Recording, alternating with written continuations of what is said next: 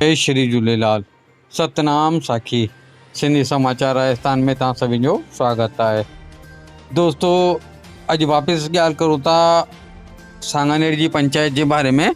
सांगानेर जी पंचायत जो विवाद रुकण जो नालो कान पियो वठे। जीअं कि पहिरीं असां तव्हांखे पिछले वीडियो में असां तव्हांखे ॿुधायोसीं कि पंचायत जे मुखी ऐं उन्हनि जे जेके कार्यकारिणी जा जेका अधिकारी आहिनि उन्हनि जे मथां केस दाख़िल थियो, मुक़दमो दाख़िल थियो थाने अंदरि।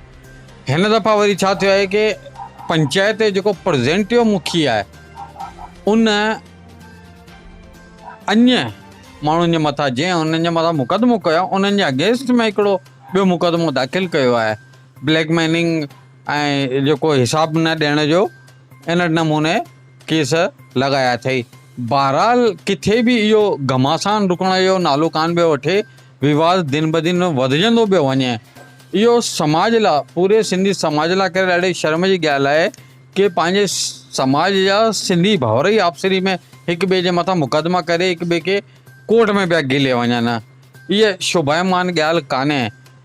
इन विवाद खे रोकण लाइ करे जयपुर जे समस्त मुखियुनि खे खड़ो थियणो घुरिजे, छोकी किथे न किथे सेंट्रल पंचायत इन में साइलेंट आहे, जबकि सेंट्रल पंचायत जो भी दायित्व ठहे थो कि वो पंहिंजो रोल अदा करे ऐं ॿिन्हिनि पक्षनि खे विहारे किथे न किथे उन ॻाल्हि खे सेटल करियो आहे। पर अञा ताईं सेंट्रल पंचायत जो रोल भी ज़ीरो आहे। हालांकि अंदरूनी ख़बरूं इहे भी अचनि पई कि सेंट्रल पंचायत भी कुछ न कुछ करण जी तयारी में आहे, पर विवाद वधजंदो पियो वञे। हिकु ॿिए जे मथां ॿियो केस करे, ॿियो साम्हूं वारे मथां ॿियो केस करे, त आख़िर इहो विवाद केस ताईं हलंदो।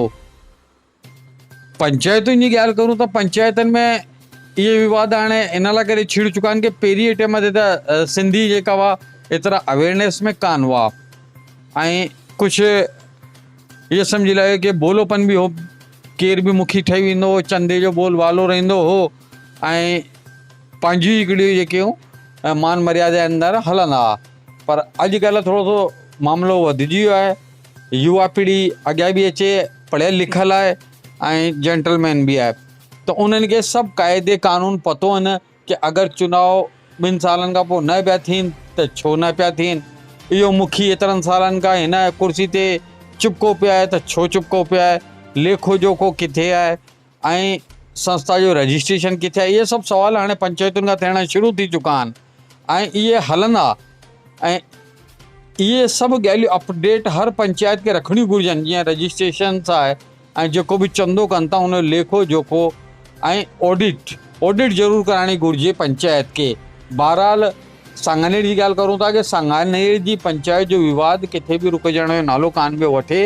हिकु तरफ़ हिकु ॼणे हिकु पार्टीअ 10 का 12 मतिलबु 13-14 जे मथां मुक़दमो दर्ज कराए, हिते वरी जेको प्रेज़ेंटेटिव मुखी आहे उन 3-4 ॼणनि जे मथां साम्हूं हिकिड़ो मुक़दमो दर्ज करायो। त आख़िर केस ताईं इहा जंग हलंदी रहंदी। आख़िर केरु रोकींदो हिनखे, केरु कराईंदो हिन जो समझौतो। इन लाइ करे असांजे पूरे सिंधी समाज जेको जयपुर जो ख़ासि करे, छोकी जयपुर जी पंचायत जो मामिलो आहे, त जयपुर जी सभिनी पंचायत खे असां सिंधी समाचार राजस्थान सां अपील था करूं कि उहे साम्हूं अचनि, वेहनि, वेही करे इन विवाद खे ख़तमु कराइनि। अन्यथा ईअं न थिए को न को भाउ असांजो जेल जी कोठरी में हुजे। इन अपील सां गॾु असां वरी हिकु दफ़ा सभिनी मुखियुनि खे आगाह था करूं कि सभई एकजुट थियो ऐं इन विवाद खे ख़तमु करो, छोकी पूरे सिंधी समाज जो मामिलो आहे। ख़ाली को 2 भाउरनि जी लड़ाई कान्हे, अभी तो पंचायत जी लड़ाई आहे, त हिन खे मुखी पंच मिली करे ई सल्टाए था सघनि।